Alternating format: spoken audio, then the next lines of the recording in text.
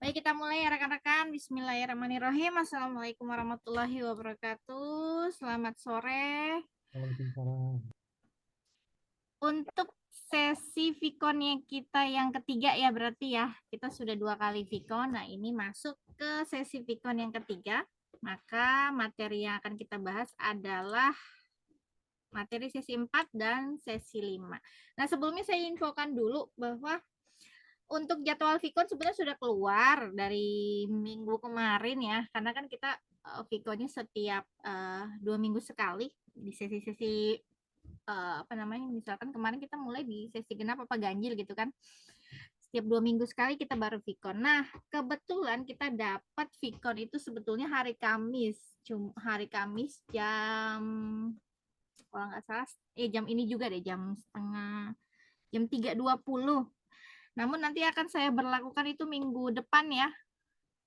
Berarti minggu depan ini kan kita nggak ada Vkon, minggu depannya lagi nanti kita mulai sesuai dengan jadwal Vkon yang sudah ditetapkan Prodi. Karena hari Kamis depan besok itu saya ada apa namanya, ada keperluan, jadi sore itu saya nggak bisa. Jadi saya balik lagi di hari Rabu. Tapi insya Allah nanti kita sesuai dengan jadwal Prodi yang sudah diberikan. Baik, nah itu sedikit info dari saya. Nah, sekarang kita mulai membahas mengenai materi untuk sesi 4, mengenai teori rasio keuangan. Nah, ini banyak sekali PPT-nya, dan saya yakin rekan-rekan juga sudah boleh baca. Saya akan membahas mengenai, untuk teorinya saya skip, kita langsung ke dalam, apa namanya, rumus-rumusnya, rasio-rasio yang akan digunakan. Nah, ini sedikit saya bahas dulu mengenai rasio keuangan. Rasio keuangan ini kan merupakan alat analisis yang bisa digunakan baik itu untuk mengukur kinerja ataupun kesehatan ya. Sebuah perusahaan di bidang apapun. Tapi kalau kesehatan biasanya itu khusus untuk bank. Nah, dalam melakukan analisis yang menggunakan rasio keuangan, tentunya kita memerlukan yang namanya laporan keuangan sebagai sumber datanya. Masih ingat kan ya? Ada berapa jenis laporan keuangan? Ada yang masih ingat?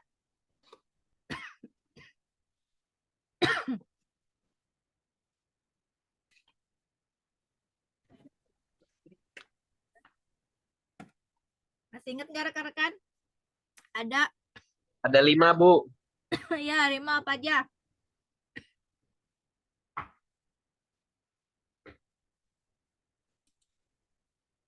Uh, laporan neraca, Nah, laporan arus kas, nah, laporan perubahan modal, laporan laba rugi, ya, satu lagi. pencatatan apa? Apa? Atas Lupa laporan Bu keuangan. satunya, Bu. Atas laporan keuangan. Ya, tapi yang paling sering digunakan biasanya untuk rasio keuangan sebetulnya ada banyak. Utamanya sih 4 ya. Sebetulnya neraca, laba rugi, kemudian ekuitas, laporan perubahan modal, dan arus kas. Satu lagi laba ditahan ya. Tapi yang paling sering digunakan hanya neraca dan laporan laba rugi. Jadi biasanya hanya menggunakan 2 ini saja untuk menggunakan alat analisis rasio keuangan untuk melihat kinerja ataupun kesehatan dari sebuah perusahaan. Jadi di sini kita bisa lihat bahwa rasio keuangan adalah salah satu alat analisis laporan keuangan yang dihitung dengan menggabungkan item-item di neraca dengan atau item-item pada laporan laba rugi. Kemudian analisis rasio keuangan ini merupakan dasar untuk menilai dan menganalisis prestasi operasi perusahaan atau dapat juga digunakan sebagai kerangka kerja perencanaan dan pengendalian keuangan. Nah, manfaatnya adalah analisis rasio keuangan ini bisa digunakan dari berbagai profesi. Jadi misalkan nanti rekan-rekan mengambil konsentrasinya, yaitu keuangan untuk tugas akhir, nah bisa gunakan ini, alat analisis rasio keuangan untuk penyusunan tugas akhir.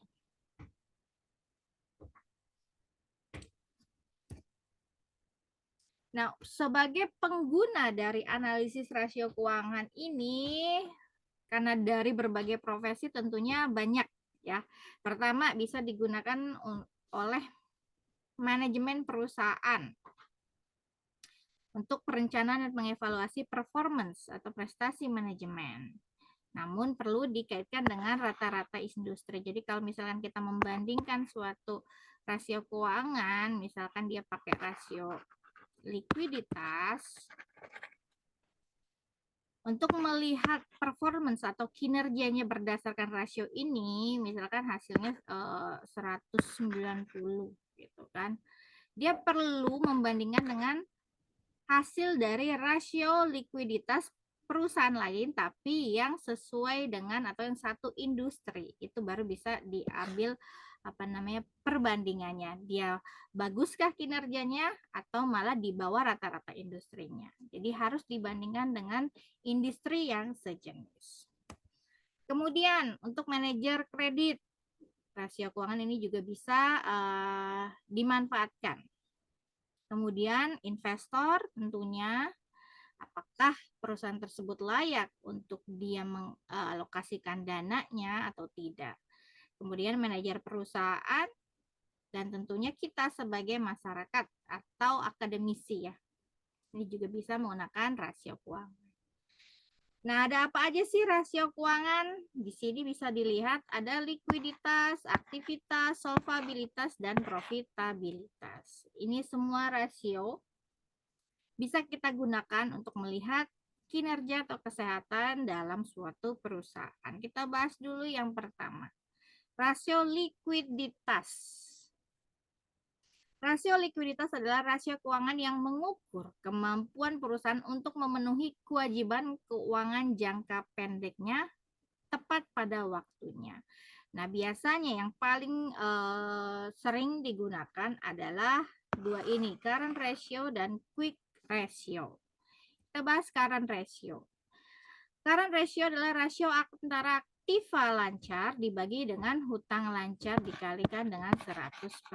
Karena nanti bentuknya, jadi bentuknya ada yang persentase, ada yang misalkan 1,2 gitu ya. Hanya angka nominal biasa, tapi nanti ini bisa dikalikan 100%. Jadi bisa dilihat kan 120%. Nah, rasio ini merupakan alat ukur bagi likuiditas atau solvabilitas jangka pendek. Solvabilitas itu kan berarti rasio yang mengukur kemampuan perusahaan dalam melunasi hutang-hutangnya. Jadi, rasio ini juga merupakan alat ukur untuk melihat kemampuan perusahaan dalam menyelesaikan atau membayarkan semua hutang jangka pendeknya. Nah, untuk current ratio di aktiva lancar dibagi hutang lancar. Nah, kita perlu tahu aktiva lancar apa saja. Di sini ada kas, surat berharga, piutang, dan persediaan. Kalau rekan-rekan lihat dalam neraca, kan di sini ada aktiva ya. Di sini pasiva. Di sini ada aktiva lancar dan aktiva tetap ya. Nah, yang termasuk ke dalam aktiva lancar di sini kas, surat berharga, piutang, dan persediaan. Kemudian meliputi juga di sini utang lancar karena dibagi antara aktiva lancar dengan hutang lancar. Berarti di sini ada, kalau dilihat, kewajiban di bagian posisi pasiva dan di sini modal. Nah, ada hutang lancar dan hutang tidak lancar ya. Hutang lancar meliputi hutang pajak, bunga, hutang wesel, hutang gaji, dan hutang jangka pendek lainnya. Jadi, dua akun ini yang digunakan ketika menghitung current ratio atau rasio lancar. Nah, sekarang kita masuk ke quick ratio. Ininya kasusnya kayaknya di akhir ya kalau Pak Wahyu itu. Jadi quick ratio, sekarang kita masuk ke rasio likuiditas yang kedua. Quick ratio adalah rasio antara aktiva lancar dikurangi dengan persediaan dibagi hutang lancar. Jadi antara aktiva lancar dikurangi persediaan dulu, baru dibagi hutang lancar. Tadi persediaan ada di bagian apa? Termasuk ke dalam di sini aktiva lancar, tadi ada kas, persediaan, semua masuk ke aktiva lancar di laporan neraca. Kemudian baru dikurangi utang lancar. Nah, rasio ini mengukur solvabilitas jangka pendek, tetapi tidak memperhitungkan persediaan. Karena persediaan merupakan aktiva lancar yang kurang likuid. Nah, kalau likuiditas kan artinya mudah diuangkan, tapi tidak dengan persediaan. Maka di sini aktiva lancarnya dikurangi dengan persediaan. Kenapa? Karena kan menjual stok itu tidak semudah ketika kita merubah menjual aset ya, yang cepat lakunya gitu kan, nggak mudah, nggak cepat cairnya, maka dikurangi dengan persediaan yang merupakan aktiva lancar yang kurang liquid, padahal dia masuk ke dalam aktiva lancar tapi kurang liquid. Ini adalah menghitung quick ratio. Nah, kemudian setelah rasio likuiditas ada juga rasio solvabilitas. Rasio solvabilitas adalah rasio keuangan yang mengukur seberapa besar perusahaan dibiayai dengan sumber hutang. Ini kadang-kadang juga dikatakan rasio leverage. Ada yang mengatakan leverage atau ada yang bilang juga solvabilitas. Jadi melihat kemampuan perusahaan dibiayai dengan hutangnya. Jadi solvabilitas adalah kemampuan perusahaan dalam membayar hutang-hutangnya, baik jangka pendek maupun jangka panjang. Nah, biasanya rasio ini digunakan oleh si kreditur. Jadi kreditur akan melihat proporsi modal sendiri untuk menentukan margin of safety-nya atau batas pengamannya. Seberapa banyak perusahaan tersebut didanai oleh hutang dan modal sendiri. Jadi kalau modal perusahaan kan terdiri dari bisa modal sendiri dan dari kreditur ya, jadi pinjaman dari hutang. Nah, ini prosentasenya lebih besar kemana condongnya? Nah, misalkan di sini 50%, ini 50%. Sedangkan batas margin of safety-nya jika dibiayai oleh hutang itu berapa? Maka dari situ kreditur bisa melihat berapa rasio solvabilitas perusahaan, apakah kinerjanya baik atau tidak dilihat dari rasionya. Nah, bagi pemilik perusahaan, pemenuhan kebutuhan dana dengan menarik hutang akan memberikan manfaat. Jadi kontrol perusahaan tidak berkurang. Jika perusahaan memperoleh tingkat keuntungan jauh lebih besar daripada bunga yang harus dibayarkan kepada kreditur, maka pemilik perusahaan akan memperoleh manfaat yang besar.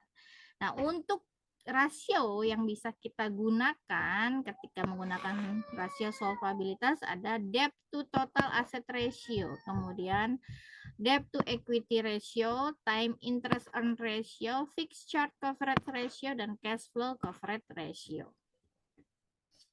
Dari debt total to total asset ratio ini kita membagi antara total hutang dibagi total aktiva. Nah, untuk apa rasio ini? Untuk mengukur kemampuan atau prestasi total dana yang dipenuhi atau dibiayai dengan hutang. Kita bisa menggunakan debt to total asset ratio. Nah, di sini dikatakan debt to total asset yang rendah berarti menunjukkan adanya perlindungan bagi kreditur terhadap kemungkinan adanya likuidasi. Pemilik mungkin akan mencari suatu leverage yang tinggi untuk menaikkan tingkat keuntungan karena penambahan modal sendiri berarti akan mengurangi tingkat pengendalian perusahaan. Sebentar ya rekan.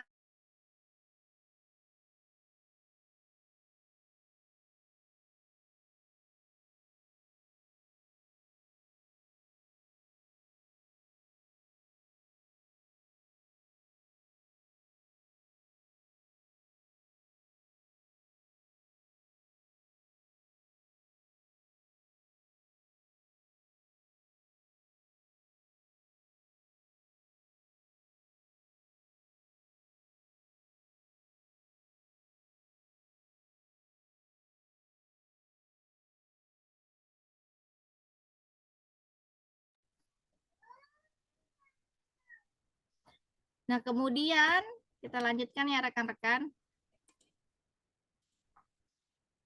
Yang kedua adalah debt to equity ratio. Di sini adalah rasio yang membandingkan jumlah hutang terhadap ekuitas, yaitu membagi antara total hutang dengan total modal sendiri. Kemudian ada time interest earn ratio, yang mana rasio ini antara laba sebelum bunga dan pajak atau earning before interest and tax dengan beban bunga.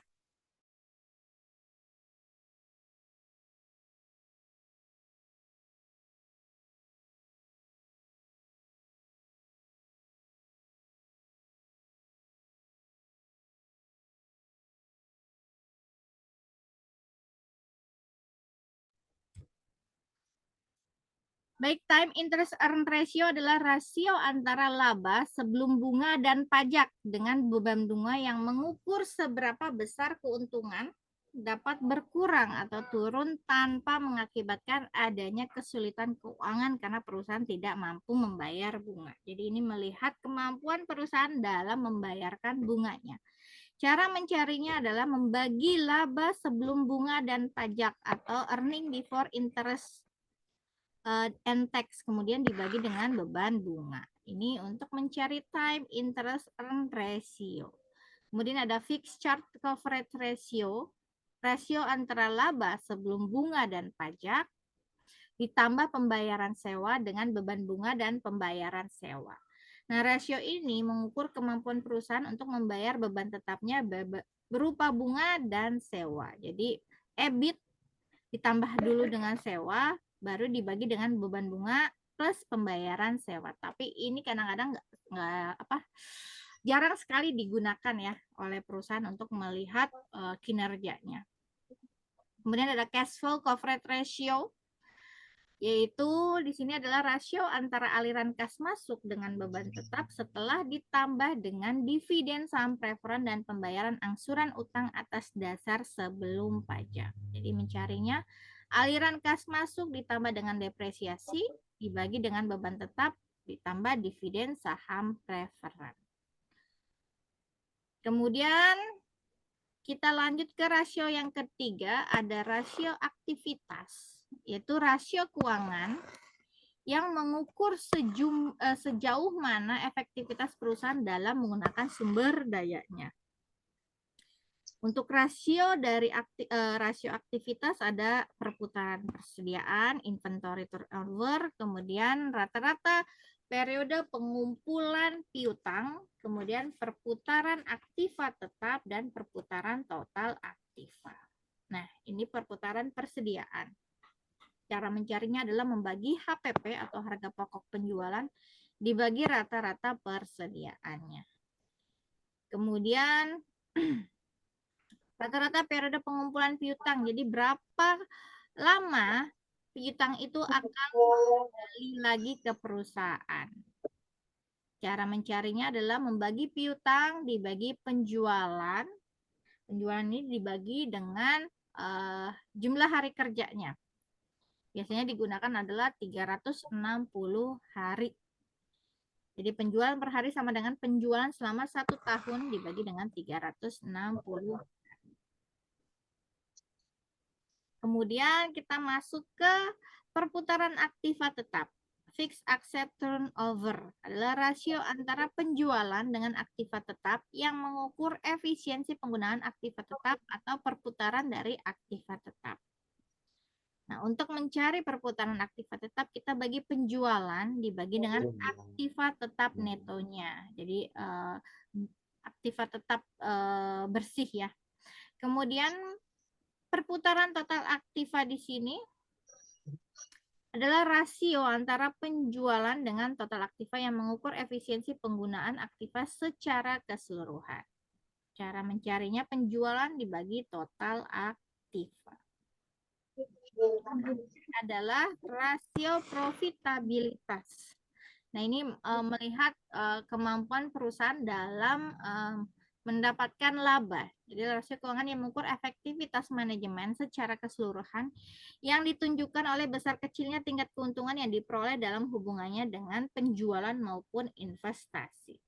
Nah, ada beberapa rasio yang bisa digunakan, yaitu gross profit margin, net profit margin, return on investment, dan return on equity. Nah, paling sering digunakan adalah ini, dua ini ya, untuk rasio profitabilitas. Untuk gross profit margin, ini mengukur laba kotor yang dihasilkan dari setiap rupiah penjualan. Cara mencarinya, penjualan dikurangi dulu dengan HPP-nya atau harga pokok penjualan, baru dibagi dengan penjualannya, total penjualan. Kemudian, net profit margin. Ini adalah mengukur laba bersih yang dihasilkan dari setiap rupiah penjualan atau earning after tax-nya. Jadi, laba setelah pajak atau earning after tax dibagi dengan penjualan. Kemudian ada ROI atau return on investment. Adalah rasio antara laba setelah pajak dibagi dengan total aktiva. Rasio ini mengukur tingkat keuntungan yang dihasilkan dari investasi total. Jadi laba setelah pajak atau earning after tax dibagi total aktiva. Di sini dikatakan rasio yang lebih rendah dapat disebabkan karena net profit margin yang rendah atau karena perputaran total aktiva yang rendah atau keduanya. Kemudian ada return on equity. Ada rasio antara laba setelah pajak dengan net worth atau modal sendiri yang juga sering disebut dengan return on equity. Menunjukkan besarnya laba yang tersedia bagi pemegang saham. Yaitu membagi earning after tax dibagi dengan modal sendiri. Jadi sudah ada 4 rasio yang bisa digunakan sebagai analisis rasio keuangan sebagai tambahan ya. Kemarin kita sikon kedua kita kan membahas beberapa rasio juga ya, analisis untuk laporan keuangan, tapi di luar analisis rasio ini. Ditambah rasio berarti ada 5 analisis yang bisa digunakan untuk melihat analisis laporan keuangan. Nah, ini kan ada analisis tren, kemarin kita sudah bahas. Nah, sekarang kita masuk ke coba melihat bagaimana studi kasusnya. Penggunaan analisis rasio keuangan ini ketika kita gunakan untuk menganalisis suatu perusahaan. Ini adalah sumber data yang diperoleh dari PT XYZ dan anak perusahaannya. Ada laporan neraca, kemudian laporan laba rugi. Nah, dari 2 laporan ini kita bisa gunakan rasio keuangan untuk melihat kinerjanya. Dari mulai analisis current ratio, aktiva lancar dibagi kewajiban lancar dikalikan 100%. Nah, ini karena ada 2 data ya. Ada 2 periode, 2008 dan 2007, baik itu di neraca dan di laba rugi. Nah, kalau kita masukkan, cari saja datanya yang sesuai aktiva lancar dan kewajiban lancar. Coba kita lihat. Dua-duanya berarti ada di neraca. Aktiva lancar. Nah, ini 2008 dan 2007. Dibagi dengan kewajiban lancar ya. Nah, ini. Nah, kalau sudah kita masukkan semuanya, kita bagi, maka hasilnya ini bisa dilihat oleh rekan-rekan tahun 2007 195%. Tahun 2008 190%. Kalau kita cuma bandingkan dari data historis perusahaan tersebut, kita bisa lihat bahwa ternyata di 2007 current ratio-nya lebih tinggi daripada di tahun 2008. Berarti ada penurunan. Tapi kalau kita lihat dibandingkan dengan perusahaan lain, berarti kita perlu cari data perusahaan lain atau cari rata-rata industrinya berapa persen untuk bisa kita mulai melakukan analisis. Jadi tergantung kita mau analisisnya hanya si perusahaan itu, tidak dibandingkan dengan perusahaan lain atau bagaimana. Kan begitu. Misalkan rata-rata industrinya 200%. Nah, hasil analisis kita bagaimana? Apakah perusahaan XYZ ini memiliki rasio likuiditas yang baik atau tidak. Jika dibandingkan dengan rata-rata industrinya, yaitu memiliki rasio, current ratio adalah 200%.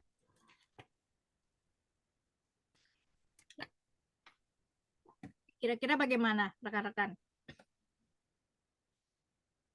Kalau ternyata rata-rata industrinya 200%, tapi si perusahaan XYZ ini hanya sekitar misalkan di 2008 190%. Dia di bawah atau di atas?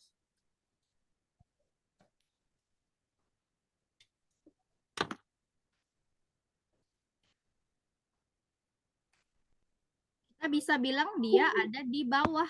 Ya, di bawah rata-rata industri kalau misalkan digunakan 200%. Berarti kinerjanya masih belum cukup baik dibandingkan dengan perusahaan yang sejenis. Kita bisa katakan seperti itu. Nah, kemudian untuk ini ada penjelasannya. Current ratio yang rendah biasanya dianggap menunjukkan terjadinya masalah dalam likuiditas. Tapi terlalu tinggi juga kurang bagus. Nah, kalau kita lihat, jika hanya dibandingkan terhadap data historis, maka terjadi penurunan current ratio dari tahun 2007 ke 2008 sebesar 0,05. Ini adalah penurunan current ratio-nya. Nah, kemudian quick ratio. Bagi aja aktiva lancar, dikurangi persediaan, dibagi kewajiban lancar. Semua datanya ada di neraca. Maka kalau kita lihat tahun 2020,92%, sedangkan tahun 2008 1,75%. Nah, ini kita tinggal bandingkan bagus mana antara 2007 dengan 2008. Kalau misalkan ternyata quick ratio rata-rata industrinya lebih bagus misalkan 100%.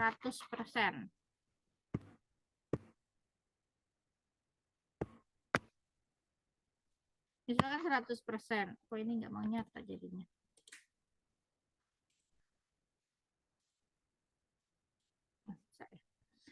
%. Berarti ini jauh di bawah rata-rata industrinya. Berarti kita tidak bisa perusahaan XYZ ini masih kurang atau kurang baik dalam memaintain kinerja keuangannya kalau dilihat dari quick ratio, yang mana hasil dari quick ratio-nya hanya sekitar 41,75% jika dibandingkan dengan rata-rata industrinya. Kemudian ada satu lagi di sini, analisis debt to equity ratio, yaitu melihat rasio likuiditas. Nah, ini kita bisa lihat kemampuan perusahaan dalam membayar hutang-hutangnya. Jika kemampuannya misalkan 100%, hasilnya cuma 63, dan di sini tahun 2008 71, berarti juga kurang baik, masih di bawah rata-rata industri.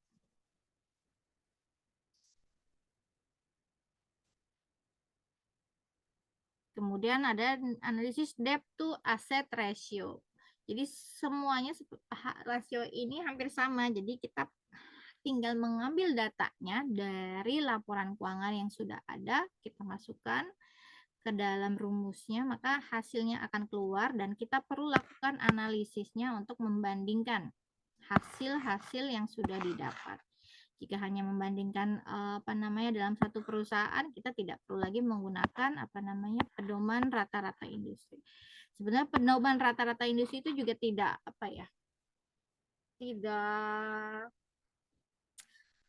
bisa digunakan secara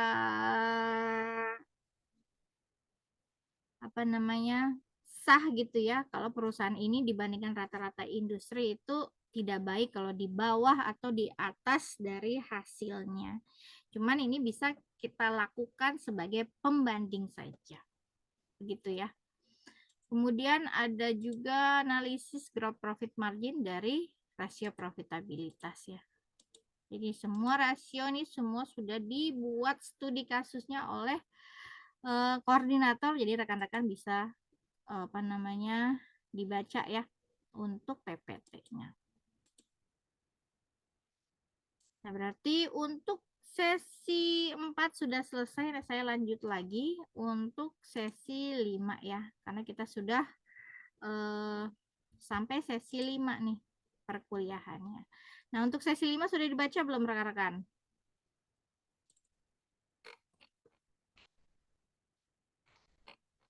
Harapan saya sih rekan-rekan sudah baca, jadi saya nggak perlu menjelaskan terlalu detail gitu. Jadi rekan-rekan cuman apa namanya kita tinggal berdiskusi saja. Maksud untuk Vicon tuh harus kan Baru seperti dengerin, Bu. ya Pak. Nah ini sekarang Oh, kita dengerin ya sesi nggak 5 apa-apa. ya. Iya sekarang kita Oke, masuk siap. sesi 5 yaitu Baik, Bu, makasih. membahas mengenai time value of money atau nilai waktu dari uang.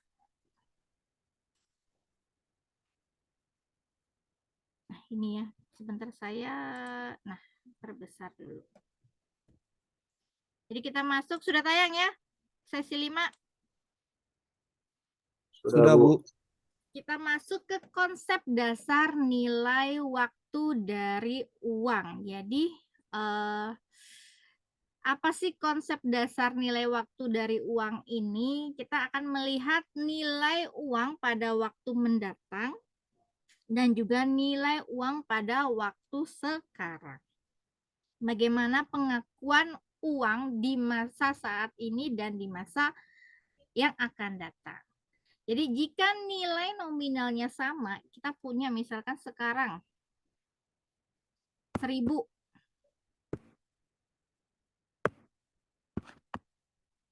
Saat ini kita jangan 1.000 deh, 1 juta deh. Di masa yang akan datang akan sama nggak apa namanya berharganya uang 1 juta saat ini sama 1 juta di masa yang akan datang? Kira-kira gimana?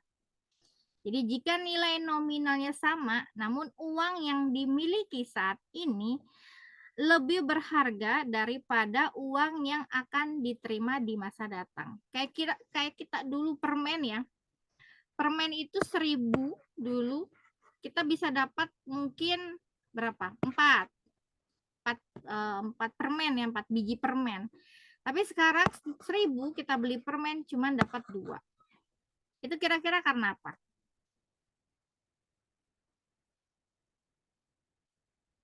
Silakan ada yang mau memberikan komentar. Kenapa nilai uang saat ini lebih berharga daripada nilai uang yang di masa yang akan datang? Ini ada jawaban nih di chat. Karena adanya inflasi, betul. Karena adanya inflasi, harga barang itu kan nggak akan sama naik. Dan juga adanya terdevaluasi, yaitu menurunnya nilai mata uang saat ini. Sehingga mengakibatkan bahwa uang yang kita pegang saat ini akan lebih berharga daripada uang yang akan kita pegang di masa yang akan datang. Jadi 1 juta yang kita pegang saat ini bisa beli misalkan beberapa macam barang gitu ya. 10 mungkin 10 item barang, tapi di masa yang akan datang 1 juta mungkin hanya bisa dapat membeli 5 macam barang. Seperti itu konsepnya. Kemudian, jadi lebih baik di sini konsep yang kedua, lebih baik menerima 1 juta sekarang daripada menerima uang yang sama 1 tahun lagi. Jadi lebih baik kita menerima 1 juta sekarang dibanding menerima uang yang sama 1 tahun lagi. Karena nilainya, walaupun nominalnya sama, nilainya akan berbeda. Kemudian lebih baik membayar 1 juta 1 tahun lagi. Jadi kalau kita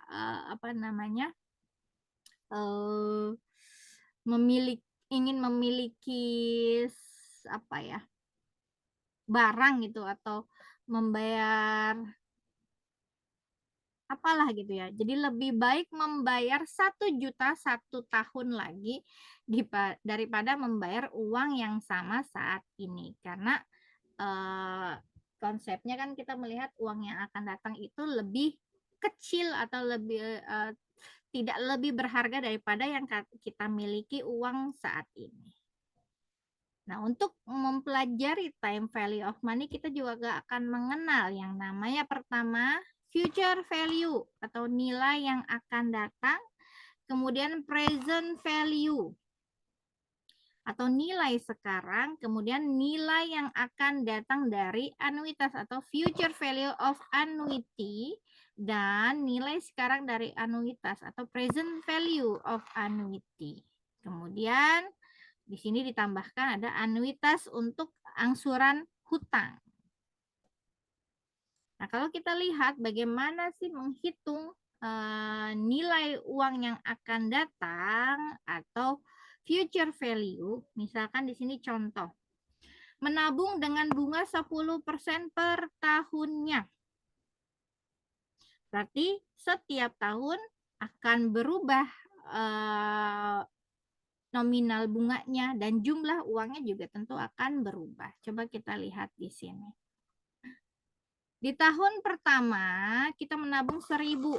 Maka di tahun kedua kita sudah mendapatkan 1.100. Dari mana? Berarti 1.000 ditambah 10% bunganya dikalikan 1.000, jadi 10% dari uang yang kita investasikan. Maka di tahun ke-1 kita akan mendapatkan 1.100.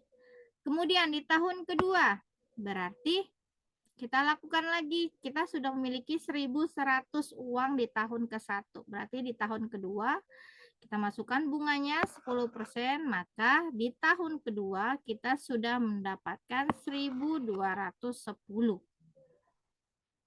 Di tahun ketiga, kita lakukan hal yang sama untuk menghitungnya, maka di tahun kedua sudah dapat 1.210, maka di tahun ketiga dengan bunga 10% didapatlah hasil 1.331. Nah, ini menghitung future value namanya. Nilai uang yang akan datang.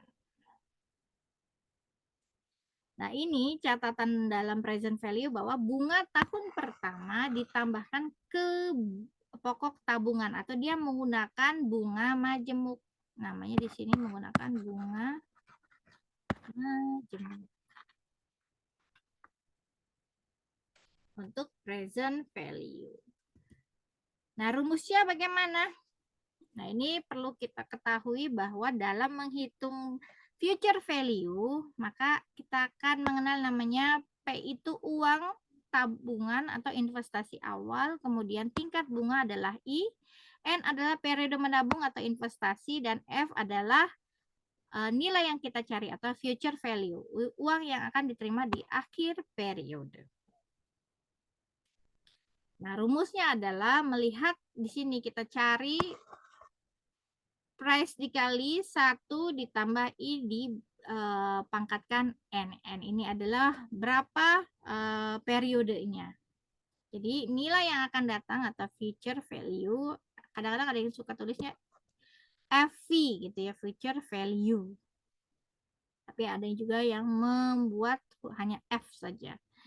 F ini adalah nilai yang akan datang, adalah jumlah yang akan terakumulasi dari investasi sekarang untuk N periode pada tingkat bunga. Nah, kalau misalkan bunganya diperhitungkan setiap 6 bulan atau setengah tahun, maka dibagi I dibagi 2, karena kan setengah tahun ada 1 tahun 12 dibagi 2. Berarti di sini 6. Maka 6 bulan, 6 bulan. Jadi 2 di sini. 1 ditambah I dibagi 2. N-nya dikalikan 2. Kemudian kalau triwulan berarti kan 1 tahun itu ada 4 ya. Berarti 1 ditambah I dibagi 4. N-nya dikalikan 4. Kemudian jika setiap bulan berarti 1 tahun ada 12 bulan. Jadi I dibagi 12. Dipangkatkan N kali 12. Sini ada contoh.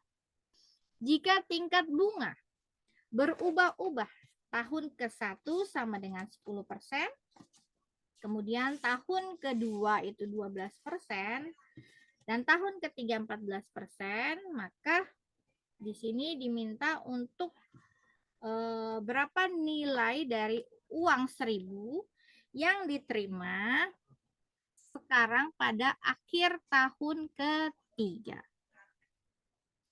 Jadi jika tingkat bunganya berubah-ubah, pertama 10%, kedua 12%, ketiga 14%. Maka kita masukkan rumusnya, ganti saja ininya bunganya. Maka kalau dihitung adalah 1.404.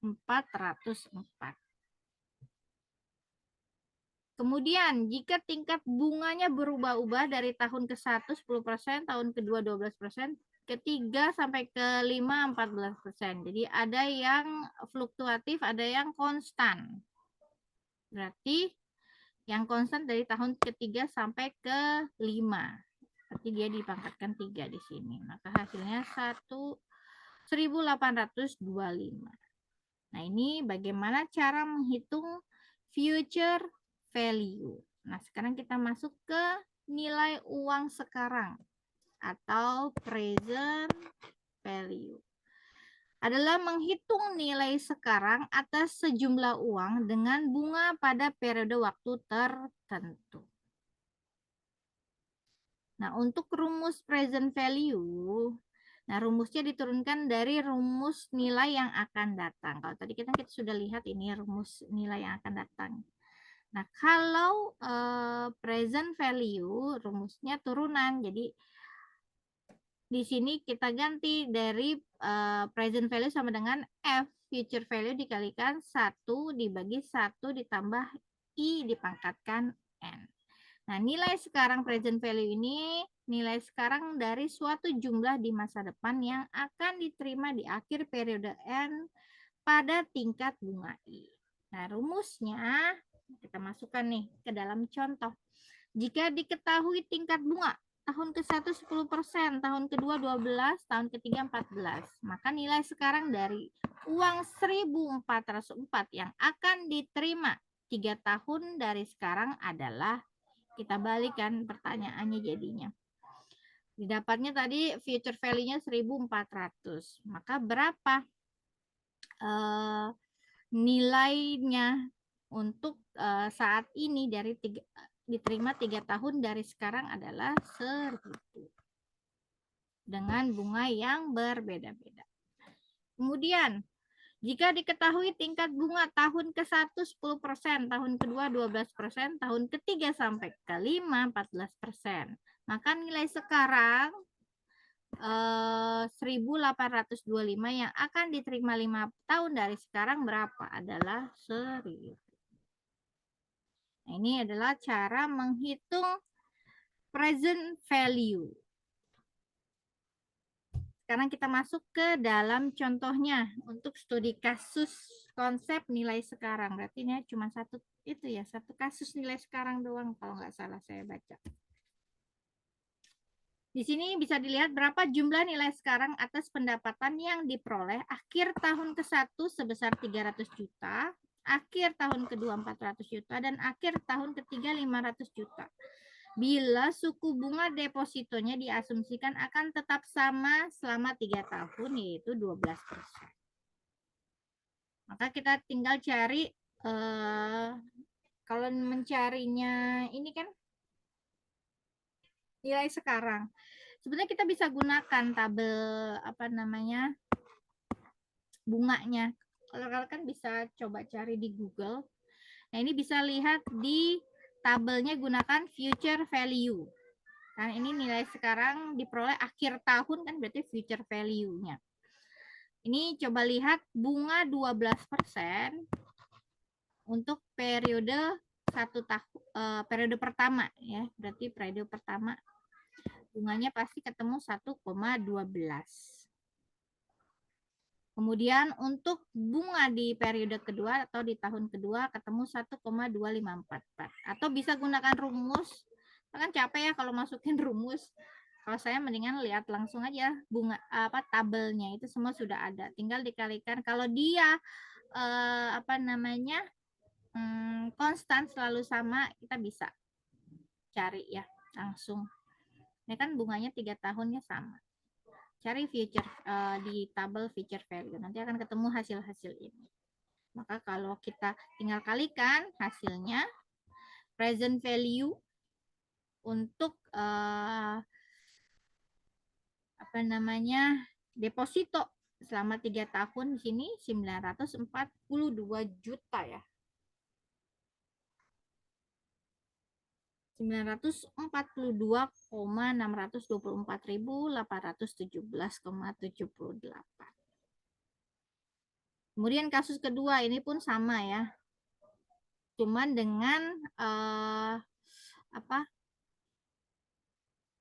berapa jumlah nilai kini atas pendapatan yang diperoleh di akhir tahun ke-1 sebesar 300 juta, akhir tahun kedua 400, dan akhir tahun ketiga 500 bila suku bunga deposito diasumsikan tahun pertama dan kedua adalah 12%, sedangkan tahun ketiga adalah 15%. Ini sama, kita gunakan yang ini, cuman dia di tahun ketiganya berbeda. Ini masih nilai kasus untuk present value. Maka hasilnya 915 untuk di tahun depositonya untuk nilai sekarang. Baik, berarti selesai ya materi kita untuk materi sesi 4 dan sesi 5. Silakan jika ada pertanyaan.